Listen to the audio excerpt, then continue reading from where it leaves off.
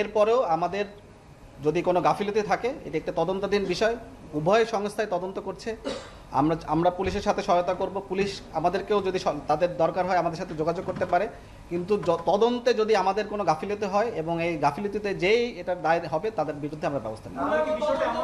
পূর্ণাঙ্গ তদন্ত না করে এইভাবে একটা ছেলেকে মিডিয়ার সামনে এনে তার মায়ের খুনি বলা, এই মিডিয়া ট্রায়ালের দায় কি র্যাব নেবে কিনা? কারণ এখানে আরেকটি সংস্থা তদন্ত করে দেখেছে যে পুলিশ তারা বের করেছে যে ভাড়াটিয়া, তাহলে আপনাদের তদন্তে তো আসে নাই। আপনারা তদন্ত পূর্ণাঙ্গ না করার আগে একটি মানুষকে খুনি দায় করিয়ে আপনারা মিডিয়ার সামনে ট্রায়াল দিলেন কেন? আমি যেটা বলেছি যে তার দেওয়া তথ্য মতে এবং তার সাথে নিয়ে আমরা যে সমস্ত আলামত উদ্ধার করেছি সেটার ভিত্তিতেই আমরা আপনাদেরকে জানাইছি।